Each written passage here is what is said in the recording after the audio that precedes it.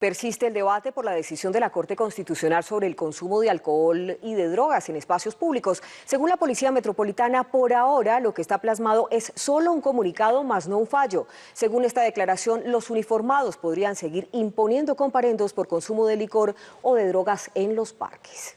Según el Código Nacional de Policía, en el artículo 140 regula los comportamientos contrarios al ciudadano e integridad en espacio público, aplicando el numeral 7 que sanciona el consumir bebidas alcohólicas, sustancias psicoactivas o prohibidas. Yo creo que es un tema que debe ser revisado y que no podemos subestimar para nada los efectos de la droga. Eso que hoy llaman libre desarrollo de la personalidad. Yo no puedo creer que esté considerado dentro de las libertades ciudadanas. Y precisamente hace pocos minutos la Corte Constitucional expidió una comunicación para hacer precisiones sobre el alcance del fallo que permite el consumo de bebidas alcohólicas y sustancias psicoactivas en espacios públicos. Esto dijo el alto tribunal. Las precisiones de la Corte Constitucional están contenidas en este comunicado expedido hoy. Allí hace esta aclaración. La Corte no debía establecer cuándo, cómo y dónde pueden las personas consumir bebidas alcohólicas o sustancias psicoactivas, sino evaluar la constitucionalidad de la prohibición que el legislador diseñó. Existen otros medios de policía previstos en el mismo código para lograr la misma finalidad sin que se sacrifique tan intensamente una libertad. Si la finalidad que se pretende proteger es el espacio público, si la finalidad que se pretende proteger son las relaciones interpersonales y la convivencia y la tranquilidad, en ese análisis la Corte llega a la conclusión que esa relación no tiene una justificación constitucional que lo permita, en tanto que viola el derecho al libre desarrollo de la personalidad de manera desproporcionada.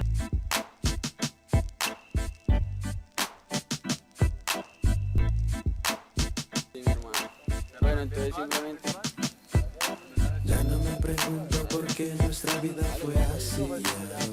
Otras cosas deseamos, si son pruebas de Dios, porque nunca lo buscamos. Si obramos bien día tras día, eso mismo esperamos. ¿Cuál será el resultado de este amor? Enfóquenos aquí en la cámara, ¿qué fumó? ¿Qué es lo que tiene? Bazooka. Uy, no, muéstrenos su pipa, esa es su pipa, ¿no? Pues perro, eso es aquí conocido como TDT. Es algo muy clásico, es una pipa que yo creo que todo burro la ha tenido. Un TDT. Todo el mundo. Un TDT. Es una antena de televisor. Una antena de televisor y ya. Y ahí usted le taquea y le echa fuego y fuma. Ah, bueno. Listo. Pues la primera vez que la probé fue como a los 13 años con un parcero. Y la verdad la primera vez fue un mal viaje en el hijo de puta. De ese mal viaje dije no voy a volver a fumar hasta 3 meses después y ya me piqué otra vez y desde ahí empecé a fumar. Y pues usted sabe que hay temporadas, uno deja de fumar, vuelve y fuma. Yo decía que eso no me hacía daño, pero pues a la final uno sabe que sí, o sea, uno sabe que sí, pero uno mismo se engaña. Sí, pero depende también cómo uno lo utilice. Y pues nada, ustedes hablan de una ley, ¿no? Sí, ley 2000, la que pone comparendo por... Pues a mí esa ley la verdad es que no me parece, a menos de que pues sí se esté infringiendo una norma que sea fumar delante de niños, en sitios familiares, ambientes familiares, pues todo tiene como su orden, pero no la saben aplicar muchas veces y estrellan es al ciudadano. Pues todo depende de cada quien, pues como todo, ¿no? Mucho de algo no es bueno y si se sabe manejar, pues yo creo que como el licor, si lo saben manejar pues no afectaría del todo, pero pues de que afecta y pues más también en las personas que no tienen como esa fuerza de voluntad de manejarlo y lo hacen en exceso, y todo en exceso es malo, hasta el deporte. Uy, sí. ¿Tiene multa? Pues yo tengo la verdad bastante amigos, no lo hago, pero tengo amigos que lo hacen. Y solo por estar ahí relacionado me multaron y todo, que yo consumía. Por estar en el sitio. Por estar en el sitio y me multaron. Amigo, ¿usted ha tenido multa? Perro, un día. ¿También ya Solo tiene una multa? multa, uy, gracias a Dios, porque ayer estaba hablando con un pana y tenía como 6 multas. ¿Tu nombre? Regálanos tu nombre, por favor, edad, a qué te dedicas. Ahorita no hago nada por el desempleo, todo nos ha afectado. Pues en estos momentos es más difícil todo en cuanto a conseguir un nuevo trabajo, adaptarse a las nuevas situaciones y el consumo de la marihuana que es muy personal y que uno lo hace como opción recreativa para sentirse bien, para estar relajado, pues ahorita es hasta más complicado, no solo más costoso el conseguirla, sino el cómo acceder a ella. Entonces pues no, siento que cada vez hay más represión. Bueno, mencionas algo muy importante acá, que es la represión. ¿Por qué lo dices? ¿Represión en qué sentido? ¿Policial por parte de agentes y funcionarios del Estado o hablas de una represión social?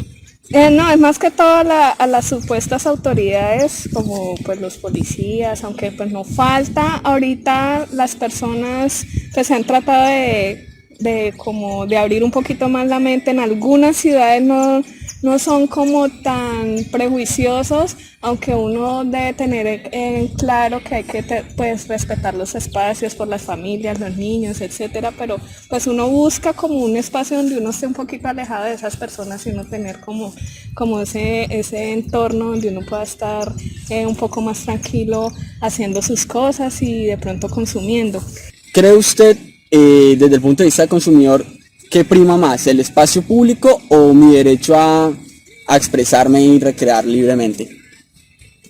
Pues cada uno va a querer como luchar por sus derechos y pues yo estoy del lado del consumidor y uno va a querer tener como su espacio, pero obviamente respetando el espacio de los demás.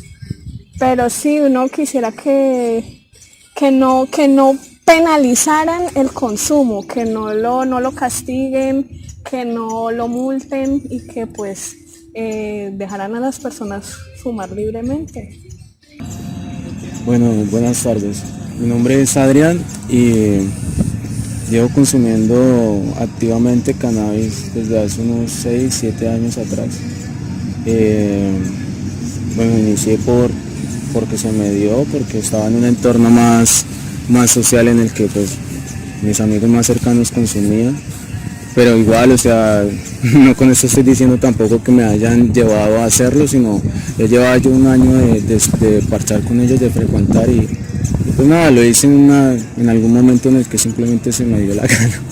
He tenido una percepción más bien liberal hacia estas cosas, y cada uno, o sea, siempre la conciencia de que porque algo es ilegal entonces es menos dañino que algo que es legal y no es así, ¿no? O sea, hay productos que uno encuentra en el mercado de consumo directo que perjudican incluso más que el mismo cannabis y eso no está tan satanizado como la misma hierba, ¿no?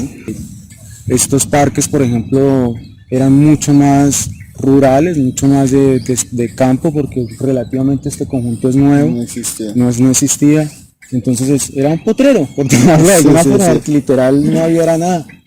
Desde la indumentaria ya lo está marcando como un marihuanero, lo consuma o no consuma, ¿sí? Porque, o sea, hablando ya a nivel personal, que yo porte el cabello largo, que tenga expansiones, que tenga ciertas cosas que es alternativo al modelo estándar que lleva la sociedad de normal, ¿sí? Llamar normal.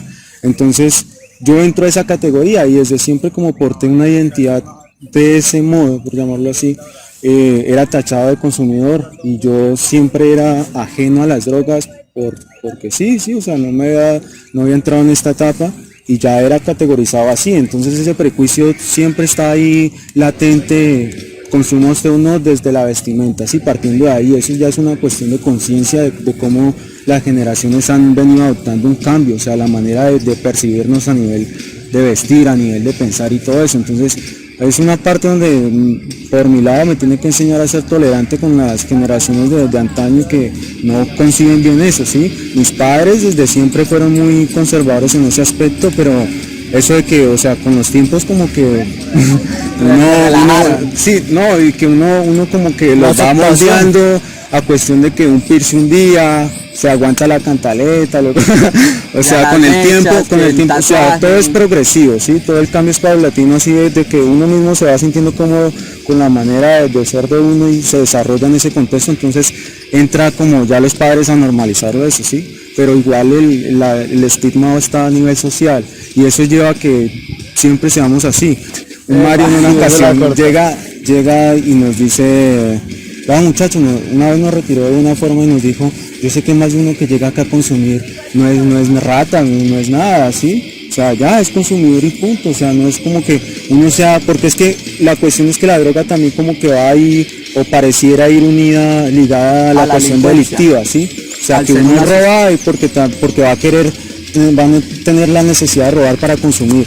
Y eso es una gran mentira porque es como si automáticamente ahí entra lo que decía usted de estereotipos y decir como, no, si usted consume, ya es de clase baja, básicamente. Sí, Uñero. O sea, hay una persona que no tiene recursos a más, entonces dicen que la marihuana es sinónimo de estupidez, sinónimo de poca educación, de todo, cuando realmente una gran mentira. Acá pueden mirar en el día a día, bueno, saliendo de la cuarentena, el diario vivir de este parque es llegar también Toyotas de alto cilindraje y todo, carros de todo tipo, o sea, acá han llegado hasta convertirlos y no les miento que no parchado lo suficiente para pillar de todos los escenarios posibles, gente comprando.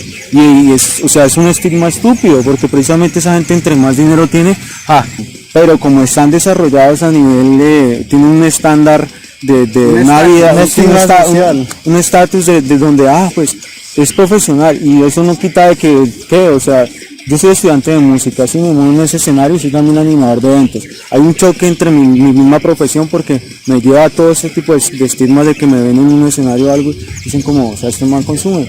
Pero, o sea, uno mismo como que entra a chocar con ese concepto que ellos tienen cuando se da a conocer de alguna forma, ¿sí? Haciendo alguna cosa como que la gente se relaciona más con uno y dice, pues bueno, es de una persona, y como que a poquito. O sea, el cambio viene paulatino y viene para la generación y se va a dar de una forma muy normal, porque desde mi punto de vista, y sin ofender a los viejos, o sea, llega un punto en que esa generación desaparece, muere, y ya, o sea, no hay nadie va a frenar la generación que está actual llenándose de todo ese tipo de pensamientos, ¿sí? Entonces vamos a ganar, o sea, paulatinamente, y eso no quiero como darlo a entender como si fuera un aspecto negativo, ¿no? Sino estamos hablando de simplemente salir de un prejuicio estúpido, porque, o sea, uno se esconde para fumarse un porro, pero hay un padre en una casa con una cerveza en la mano tomando abiertamente desde la infancia, desde un niño, y por eso es que ya se ve o sea, desde el niño se lo acaban normalizando porque han entrado viviendo en ese entorno, o sea, ya lo asumen por ósmosis.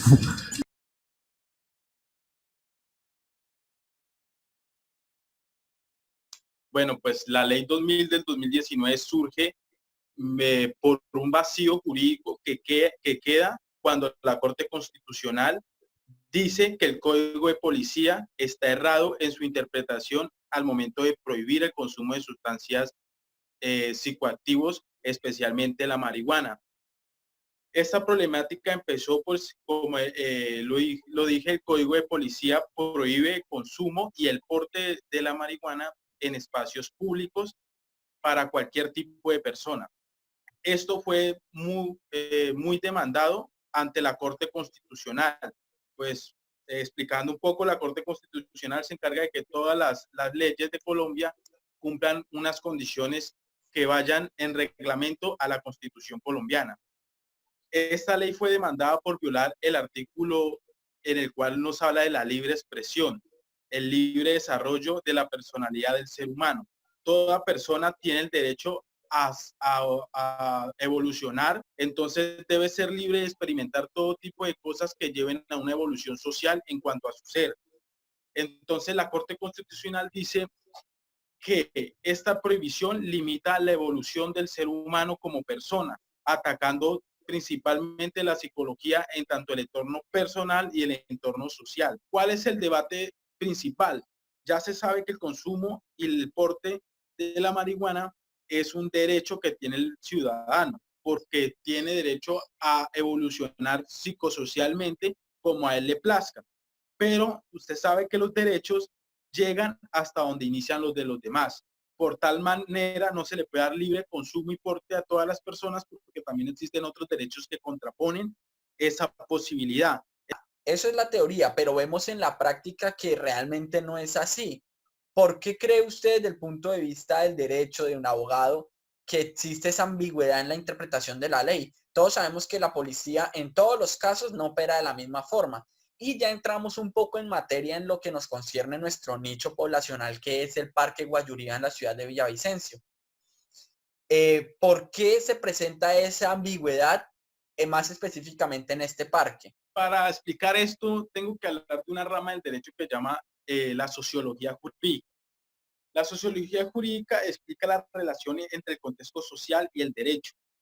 Entonces, básicamente, aunque ya existe una reglamentación para el consumo en espacios públicos, especialmente en los parques, Colombia viene de una tradición social, de una evolución cognitiva en el cual los parques han pasado durante el tiempo de ser un espacio exclusivo para la recreación y deporte de los niños, jóvenes y adolescentes a ser un lugar habitual de consumo, ya que poblacionalmente es algo prácticamente, podríamos decirlo, normal que las personas vayan a un parque a consumir. Hace parte, creo que el término es, hace parte de la idiosincrasia.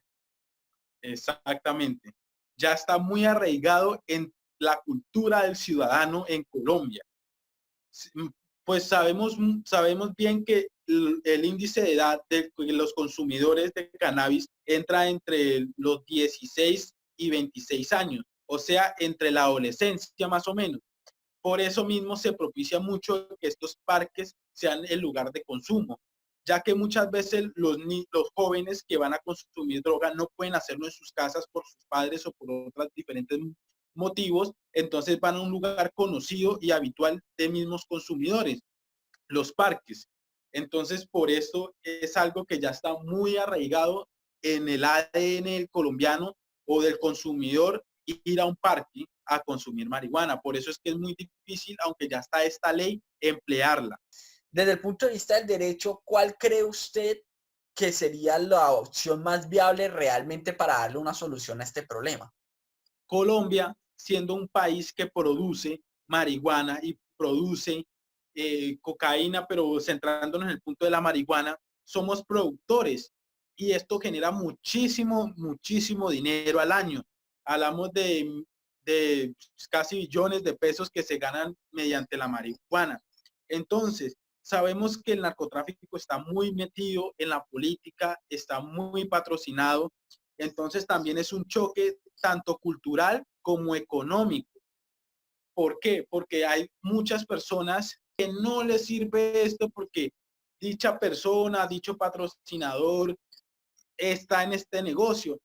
Ahí empezaría un choque total en cuanto a las bandas criminales chocando con el Estado para que no se haga y el Estado chocando contra las bandas criminales, los padres y las personas retrógradas o que están atrasadas en un ámbito social también en esa presión al Estado.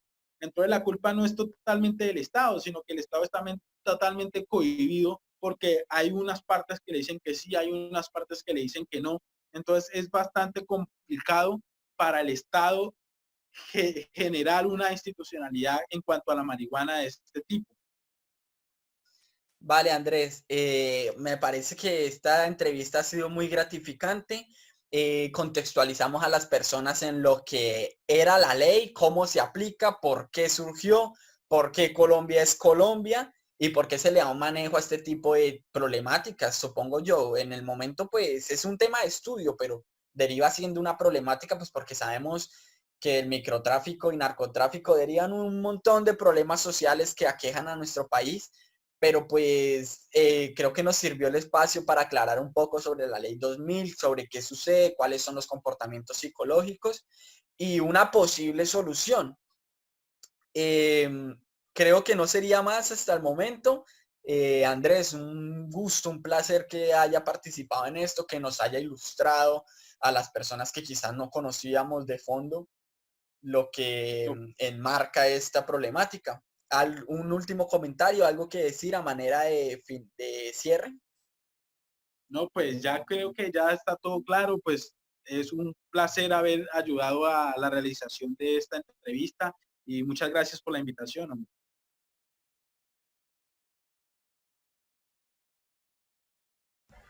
El cannabis o marihuana es la sustancia ilícita más consumida por los adolescentes a nivel mundial. El último estudio de la Organización Mundial de la Salud sobre comportamiento adolescente, basado en un estudio realizado en 42 países, en su mayoría europeos y latinoamericanos, situaron a los adolescentes como los que más consumen cannabis. De hecho, según la encuesta estatal sobre el uso de drogas de estudiantes de enseñanzas secundarias Estudes, del Plan Nacional sobre Drogas, en el último año, en nuestro país se iniciaron en el cannabis 146.200 estudiantes de 14 a 18 años, y de ellos 53.000 escolares hacen un consumo problemático.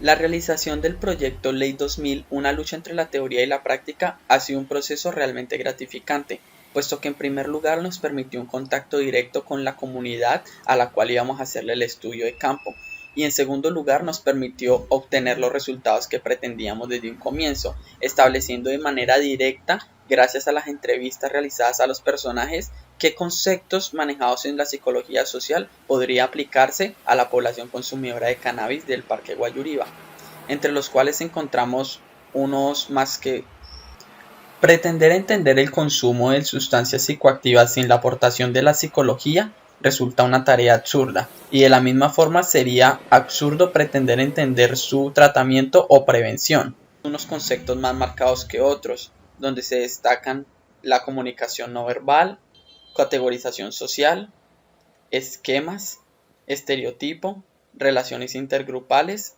cultura, poder y autoridad, actitud, castigo, identidad social, masculinidad, feminidad, prototipo, percepción social, cognición social e incluso heurística.